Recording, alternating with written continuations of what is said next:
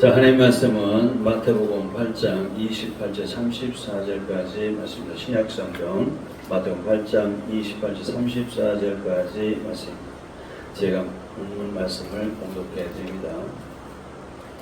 또 예수께서 건너편 가다라 지방에 가시며 귀신 들린 자 둘이 무덤사에서 나와 예수를 만나니 저희는 심히 싸나와 아무도 그 길로 지나갈 수 없을 만하더라.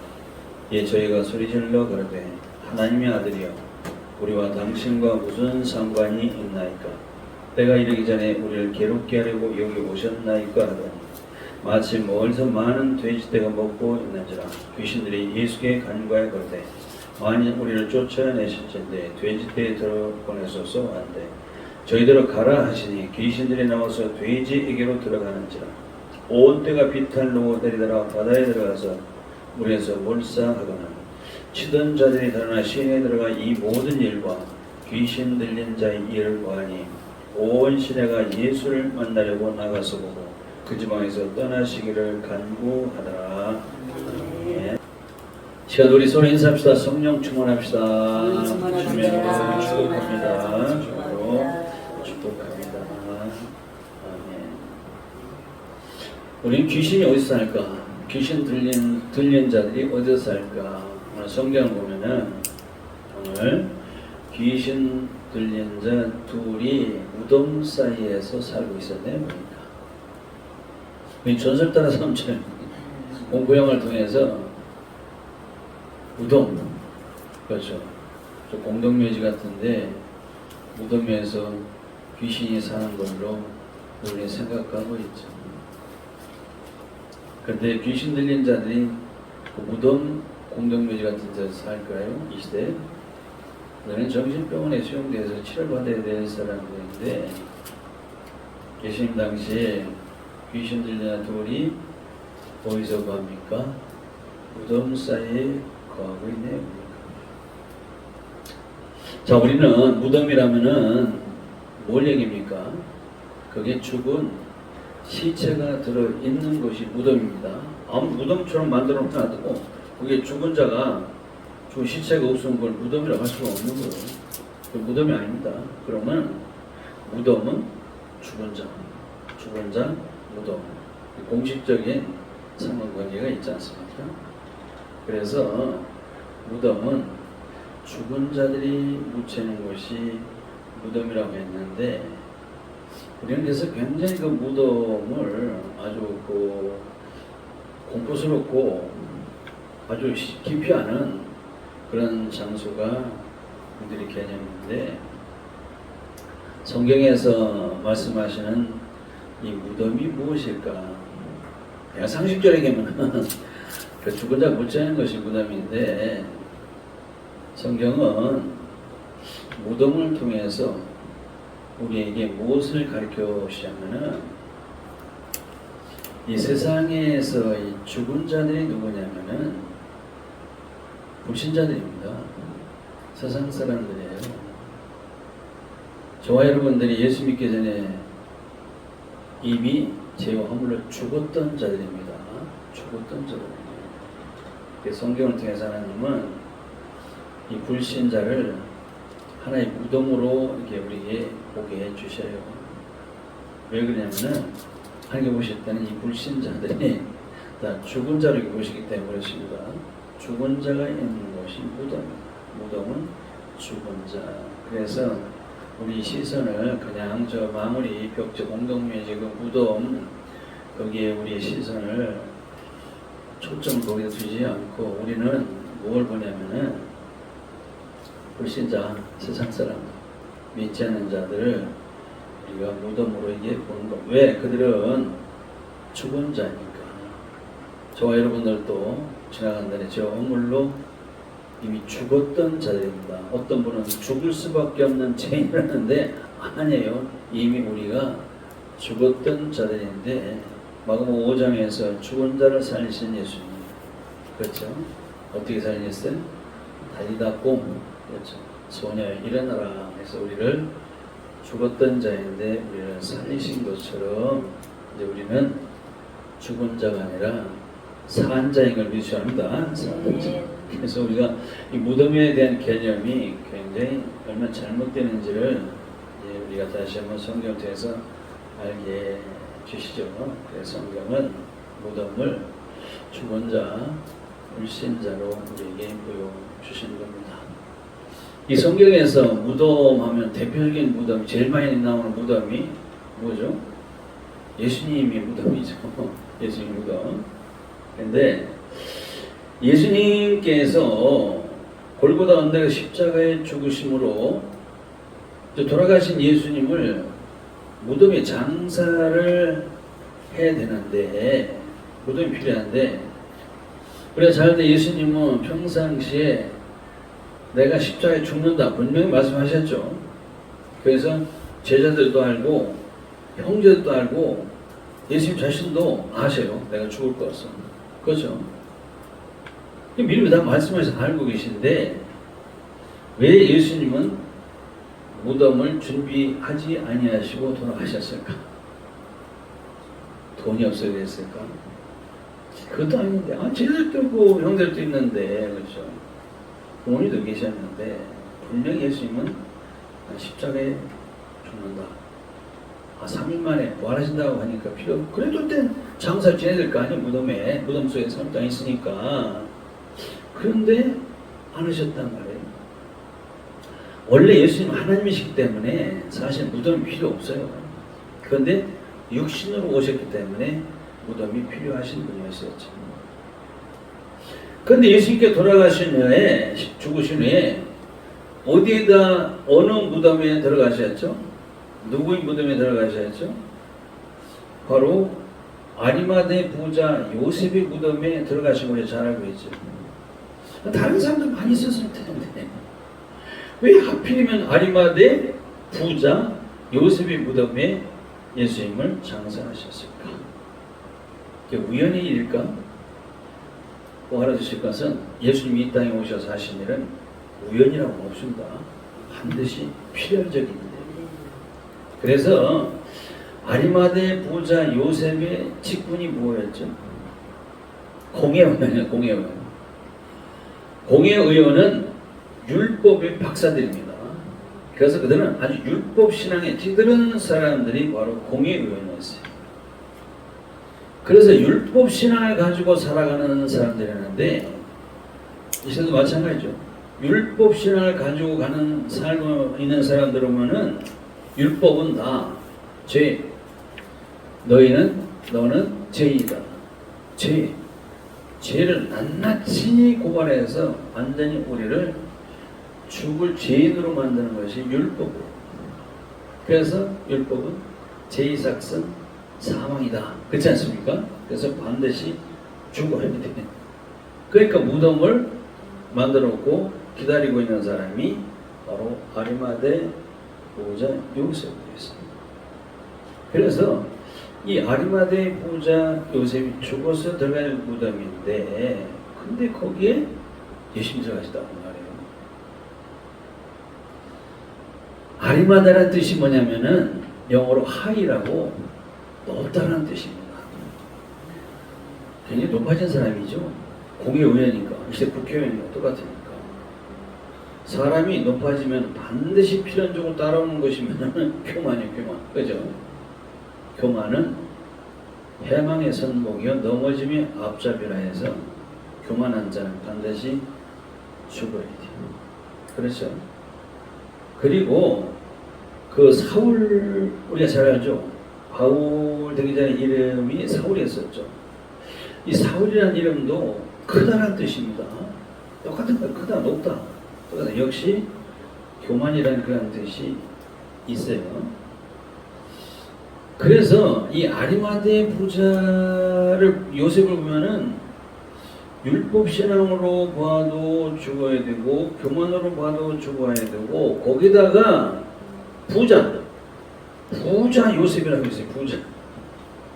부자는 천국에 들어가기가 어떻게나 어려운지 낙타가 바늘귀 구멍을 통과하는 것보다 더 어렵다고 했지 않습니까?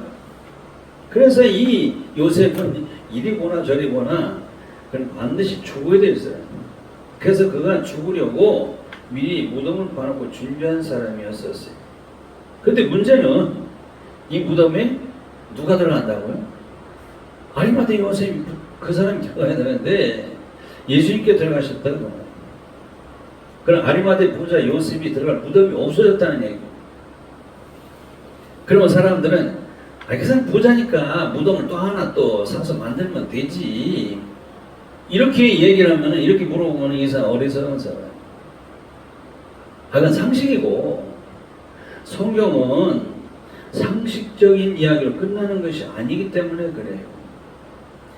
성경이 상식적인 이야기라면은 굳이 목사님이 성도에게 가르칠 필요가 없어요. 왜? 박사님 받은 사람, 세상에 똑똑한 사람이 얼마나 많은데 그 사람들이 상식적인 이야기는 더 잘 알아. 그렇지 않습니까? 아리마대 부자 그 무덤을 예수께 줬으니 잘했다. 그렇죠? 이것을 끝나면 그럼 그 사람은 또 무덤을 또 사서 준비하면 되지. 이렇게 끝난다면은 이거는 이야기할 필요도 없어요. 상식적인 이야기. 그런데 성경은 상식적인 이야기가 아니라는 말이에요. 유대인들은 이 무덤이나 지옥을 소홀히 해가지고 같은 개념으로 봅니다. 그러니까 죽어서 그 무덤에 들어가야 될 사람이 아리마대 부자 요셉인데 예수님께서 대신 죽으셔가지고 그 무덤에 들어가심으로 요셉은 안 죽어도 된다. 그렇게 우리가 보는 겁니다. 그게 무슨 얘기냐? 얼마 2000년 전의 이야기? 그것을 끝나는 거 아니에요. 왜? 이 시대에 바로 우리들의 이야기이기 때문에 그래요. 그때 아리마대 부자 요셉이 바로 저와 여러분들이기 때문에 이 말씀이 중요한 겁니다.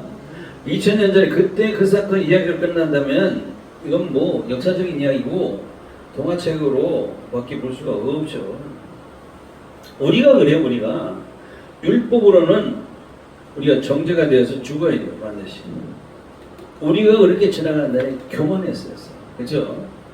그리고 이 세상 탐욕의 부자가 돼가지고 죽어야 되는 자인데, 그래서 우리는 반드시 육신뿐만 아니라 영혼까지 다 죽어야 될 그런 존재였어요. 근데 예수님께 오셔서 내 대신 죄를 짊어지시고 내 대신 십자가에 죽으셔가지고 내가 들어가야 될 그 무덤에 예수님께서 들어가셨으니까 이제 나는 안 죽어도 안 들어가도 된다는 말씀입니다. 그 우리 적용입니다. 그 예수님은 요한복음 11장 25절 26절에 예수께 가시되 나는 부활이요 생명이다. 나를 믿는 자는 죽어도 살겠고 우리 살아서 나를 믿는 자는 영원히 죽지 아니하리라. 할렐루야. 이 말씀 우리가 믿는 거예요. 그렇죠? 안 죽는다 이 말. 그렇게 얘기하니까 우리는 이제 여호와의 증인들이 되지 않습니까? 이 지상 천국이 이루어질 것을 그 사람들이 얘기해요. 이 세상에 지상 천국이 이루어져 가지고 영원히 죽지 않다 보니까 거기에서 영원히 산다는 그런 얘기가 아니에요.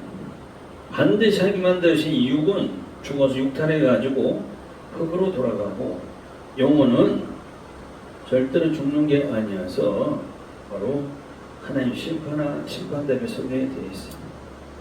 근데 우리는 예수 믿는 우리들은 우리가 들어가야 될 그 무덤이 지옥이죠. 이스라엘 사람들은 지옥인데 우리는 그 지옥이라는 무덤이 이제 필요 없게 되었다. 그런 말씀을 믿으시기 바랍니다. 필요 없습니다. 그러니까 이 시대도 그렇지 않습니까? 원래 기독교는 매장이죠. 화장이라는 게 아니지 않습니까? 근데 이 시대는 죽으면은 거의 한 80~90%는 화장을 하죠. 매장 가긴 하는데. 근데 화장을 해서 산이나 바다에 가서 뿌리면은 조금 생각이 좀 복잡해져. 그죠? 이렇게 흔적도 없이 사라져 버리면은 나중에 과연 부활이 될까? 그죠? 찬송가 168장 무덤 속에 잠드는 자 그때 다시 일어나 영화로운 부활 승리 얻으니 이랬는데 무덤 속에 있어야 그 뼈가 있어야 그대로 주님 부르실 때 부활할 수 있는데 이거 다 그것도 태워가지고 다 버려도 흔적도 없어버리면 과연 부활할 수 있을까? 그런 생각, 걱정이 들기도 하지 않습니까? 아무리 믿는다 해도. 근데 하나님은 없는 것을 있게 하시고 창조하시는 창조주 하나님이신 걸 믿으셔야 합니다. 그 뭐 흔적도 없다 해가지고 부활을 못 시키는 불완전한 하나님은 아니시다. 어리석은 생각. 하나님은 통장이라고 하지 않습니까? 진흙 한 덩어리로 모든 하나님의 백성들을 창조하신 하나님이시기 때문에 그런 염려는 하지 않아도 된다. 그런 얘기를 우리가 믿어야 돼요. 그래서 무덤하면은 우리 개념이 바꿔져가지고 성경에서의 무덤은 영적으로 죽은 자들로 보기에 이제는 무덤이 두 가지가 있구나. 이것을 깨닫게 되죠. 이런 얘기 잘 못 들어보죠. 무덤이 두 가지가 있냐? 두 가지가 있죠. 왜냐면 고정 무덤과 이동하는 무덤이 있다. 이렇게 얘기하는 거예요. 그 고정 무덤이 뭐냐? 그걸 말 그대로 실제 공동 묘지에 있는 그 무덤은 움직이질 않아요. 그건 고정 무덤입니다. 그런 무덤이 있고, 하나는 돌아다니는 무덤이 있어요. 돌아다니는 이동 무덤이에요. 누굴까요? 불신자들이죠. 불신자들은 돌아다니잖아요. 다시 말씀드려서 하나님께서 보실 때 영적 볼 때는 이 죽은 자들이 다 불신자들이에요. 그 말씀드렸죠. 아직 안 죽었는데 또 이렇게 얘기하면 어리석은 질문이죠. 하나님 보실 때 우리가 볼 때도 그들은 제가 허물로 이미 죽었던 자들입니다. 죽을 뻔했던 우리가 아니에요. 그걸 잘못 얘기하는 겁니다. 이미 우리는 죽었던 자들인데 아까 말씀드린 예수 믿었더니 우리 달다금식에서 우리가 산 자가 되었기 때문에 아직도 예수를 안 믿고 구원받지 못한 자들은 이들은 무덤과 똑같은 그래서 돌아다녀. 그렇죠. 그게 이제 이동 무덤이라 이렇게 얘기하는 겁니다. 그래서 우리는 성전도 두 가지로 보는 겁니다. 그렇죠. 성전도 이동 성전이 있고 고정 성전이 있어요. 고정 성전은 뭐예요? 진짜 눈에 보이는 이 건물로 된 교회가 고정 성전이고, 그리고 이동 성전이 뭐냐면은 고린도전서 3장 16절 뭐라 했습니까? 너희는 살아계신 하나님이요. 고린도후서 6장 16절 우리는 살아계신 하나님의 성전이에요. 그렇죠? 주님을 내 안에 모신 성도들이 바로 성전이 되는데 돌아다녀. 그렇죠? 돌아다니지 않습니까? 성전이 내 안에 있어요. 신령 성도들은. 그 성도들이 모임이 교회가 되는 것이죠. 그 성도들이 돌아다녀. 그러니까 이동 성전이다. 이렇게 얘기하는 겁니다. 그래서 이 세상에는 이동 성전도 많아. 교회면 사람들. 그런데 돌아다니는 무덤이 굉장히 많아. 그렇죠? 세상 사람들, 아직도 예수를 안 믿는 사람들은 전부 돌아다니는 무덤이기 때문에 굉장히 많다. 이렇게 얘기하는 겁니다. 그래서 무덤은 죽음을 얘기하는 것이고, 죽음은 무덤 얘기하는 것이고, 무덤은 죽은 자가 있는 것이고, 죽은 자가 없는 건 무덤이라고 하는 게 아니에요.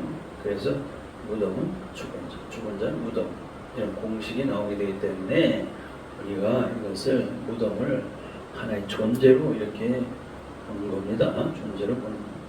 우리가 지난날에 영적으로 죽은 자가 되었으나 이제는 죽은 자 무덤이 아니라 이제는 살아있는 자 산 자가 됩니다. 그래서 우리는 바로 무덤이 아니라 하나님의 성전이 된 걸 믿으시기 바랍니다. 근데 지금도 그냥 예수 안 믿는 사람들은 계속 걸어다니는 이동 무덤이 많다. 이렇게 얘기하는 겁니다. 무덤에 대한 얘기는 그렇게 이제 말씀드리고, 이제 오늘 본문 28절 보니까 귀신 들린 자는 굉장히 사나워요. 힘이 대단합니다. 사람으로서는 감당을 못해요. 군대 귀신만 들은 사람들 2,000마리가 들은 군대 귀신들, 이거는 오늘 보면 2,000마리가 들은 군대 귀신 들린 사람들은 사람이 어떻게 감당을 못합니다. 그래서 이 귀신 들린 사람들은 교회 가자고 아무래도 안 됩니다. 찬송을 같이 하자고 해도 입도 안 닫고 입도 안 돼. 기도하자고 해도 도망가요. 목사님이 기도해 줄 거면 그냥 도망가 버려야죠. 절대로 대책이 없는 사람들, 그런 사람들인데, 오늘 본문에 보니까 그런 자들에게 예수님께서 오셔고 그들을 만나시죠. 그때 29절 보니까 귀신들이 소리질러 가로되 하나님의 아들이여 이러네. 보니까 당시에 제자들도 많은 사람들도 예수님이 하나님의 아들인 걸 몰랐던데요. 그죠? 하나님의 아들이라는 걸 믿지도 않았어요. 실제 예수님이 하나님의 아들로 이 땅에 오셨는데, 근데 귀신이 예수가 하나님의 아들인 걸 기가 막히게 잘 알잖아요. 귀신까지 잘 알아요. 이런 고백을 했는데 이 귀신들이 예수를 믿나요? 안 믿죠. 그러니까 이런 것을 귀신 믿음이라고 합니다. 귀신 믿음. 예수님이 하나님의 아들인 것을 기가 막히게 잘 아는 이 귀신들이 고백을 했지만은 이들이 예수를 안 믿어요. 그러니까 입으로만 믿는 것을 우리 뭐라고 하냐? 귀신 믿음이라고 그러죠. 행함이 없는 믿음, 죽은 믿음이 뭐냐면 귀신 믿음이에요. 교회 열심히 다녀죠. 그렇죠? 열심히 다니는데도 입으로만 믿고 행함이 없는 믿음, 죽은 믿음은 죄송하지만 귀신 믿음이다. 이렇게 표현합니다. 그러니까 귀신들이 그 다음에 뭐라고 하느냐면은 29절에 예수여 우리와 무슨 상관이 있나이까 이러지 않습니까? 이 상관이라는 말이 나와요. 서로 관계를 맺는 것인데, 상관. 부부간의 일도 상관을 얘기하는 것인데, 귀신은 그렇게 하나님과 상관을 안 가지려고. 귀신들은 절대로 상관 안 가지려고. 왜? 상관을 맺기만 하면 귀신은 무척 괴로워져. 힘들어집니다. 괴로워서 안 돼. 그래서 우리가 이걸 알기 때문에 우리가 기도할 때 누구 이름으로 기도하죠? 귀신이 가장 싫어하고 괴로워하는 예수 이름으로 기도하니까 이 귀신이 싫어서 나가버리는 겁니다. 떠나는 겁니다. 그래서 우리는 어떻게 하든지 하나님이신 예수님과 우리는 상관을 지으려는 사람들이 바로 우리들이에요. 근데 귀신과 귀신 들리는 자들은 절대로 상관 맺으려고 하지 않습니다. 그게 바로 우리와 다른 거예요. 우리는 하나님이 나를 모르신다 하면은 나는 너무 아무 상관이 없다 이렇게 말씀하실까 늘 두려워요. 그래서 그 생각만 하면 잠이 안 와. 그 생각만 하면 너무 간이 콩할 만큼 두려워져. 내가 하나님을 봤을 때 하나님 나는 너를 도무지 모른다. 나와 아무 상관이 없다. 이게 우리는 제일 두렵다고 말이에요. 내가 아무리 하나님을 나는 잘한다, 예수 잘한다 해도 되는 게 아니에요. 귀신 얼마나 잘했습니까? 우리가 마찬가지예요. 내가 안다 하더라도 하나님께서 나는 너를 모르고 나는 너와 상관이 없다면 우리는 그때 절망이 됩니다. 그런데 귀신은 안 그래요. 우리가 무슨 상관이 있나 할까? 이러지 않습니까? 왜? 그들은 예수님과 상관을 안 맺어야 편해. 상관을 맺었다면 그들은 망하는 거예요. 그래서 귀신이 29절에 때가 이르기 전에 우리를 괴롭게 하려고 여기 오셨나이까 그러지 않습니까? 때가 이르기 전에? 그러니까 귀신들도 자기들의 마지막 때가 있다는 것을 알고 있어요. 어떤 다른 성경 사본에 보면은 마귀가 모두 무적행에 지옥의 불못에 던질 때가 언제인지 대충은 알고 있다. 신학자들이 대충 알고 확실히 몰라요. 그렇죠. 우리도 이 지구상의 종말이 온다는 것은 대충 알고 있는데 그날과 그때는 모르잖아요. 이 마귀들도 대충은 알고 있어요. 그들이 끝이 언제 올지는 알고 있다 그 말이에요. 근데 예수님이 오셨으니까 그때가 아닌가 하고 두려워서 하는 말이죠. 같은 사건이 누가복음 8장에 또 나와요. 오늘 거라사 광야 사건이. 누가복음 8장 30절 보면 이 귀신이 그때 오늘 본문에 안 나오지만 귀신들이 주여 우리를 무적행에 들어가지 않게 해주세요. 무적행에 들어가지 않게 해달라고. 하지 마시기를 간구했다고 그랬어요. 무저갱은 지옥인데 지옥에 들어가지 않게 해달라고 간구를 했다 그 말이에요. 똑같은 내용인데 오늘 본문에는 없는데 누가복음 8장에 그런 말이 있다 그 말이죠. 왜냐면은 이 마귀들이 지금 지구상에 활동하고 있는데 마지막 때 모두 사로잡혀가지고 무저갱 지옥에 던져버리면 그때는 끝이요. 마귀 활동 끝이 나는 겁니다. 지금은 마귀가 하나님의 허용 아래서 활동하고 있는데 마지막 때는 이 마귀들이 다 잡혀가지고 무저갱 지옥의 불못에 들어가서 영원토록 그들은 괴로움과 고통을 당하게 되는 그게 바로 마귀들의 마지막 때인데 그걸 알고 있다니까요. 그래서 예수님이 오시니까 우리는 무저갱에 들어가라고 오신 거 아니야? 두려워서 지금 그렇게 들어가지 않도록 지금 간구를 하는 겁니다. 그래서 하나님 때가 아니니까 지금 때가 아니니까 30절에 그들이 간구를 들어주시죠. 그래서 지옥이 아닌 어디로 들어가게 하셨을까? 그런데 양떼도 아니고 소떼도 아니고 오늘 본문에 보니까 돼지떼로 들어가게 하셨네. 그들이 원했어. 돼지떼 그죠? 왜 하필이면 돼지떼야? 양떼도 아니고 소떼도 아시죠? 양떼, 소떼는 하나님의 백성들 우리를 상징합니다. 우리 속에는 들어갈 수가 없어요. 그런데 이 돼지떼 이게 중요해요. 돼지는요, 개도 마찬가지고 유대인들이 가장 싫어하는 동물 중에 하나예요. 돼지는. 그래서 그들은 이걸 먹지도 않아요. 그 먹지도 않는 돼지를 왜 치고 있을까? 그렇죠? 돈 되는 양떼, 소떼를 치야 되면 오늘 본문에 보니까 돼지를 2,000마리나 치는 사람인데 보니까 그러니까 이거 돈도 안 되는 거. 돈도 안 되는 돼지를 왜 치냐? 그냥 성경은 상식적인 얘기가 아니에요. 상식적인 얘기 아닙니다. 그 칠 필요가 없는데. 근데 여기서 돼지떼가 뭐냐? 분명히 2000년 전 예수님 당시에는 분명히 돼지떼요. 돼지떼 귀신이 들어가가지고 그 돼지가 바다로 막 내리쳐가지고 다 죽었어. 2,000마리가 몰살했어요. 이 돼지떼는 생각해 사업인데 하루아침에 부도난 사람이야. 하루아침에 망한 사람이지 않습니까? 2,000마리가 몰살했습니다. 이 시대도 우리 졸독감으로 인해서 가축을 기르는 닭이나 오리 기르는 분들도 이 AI 때문에 2,000마리, 수만 마리가 지금 폭염 때문에 아시죠? 가축 몇 마리가 죽었다고 했어요? 100만 마리 이상이 지금 죽어요. 앞으로 얼마나 죽을지 몰라요. 닭도 그렇고 오리도 그렇고 참 심각합니다. 굉장히 손해를 보지 않습니까? 이 사람이.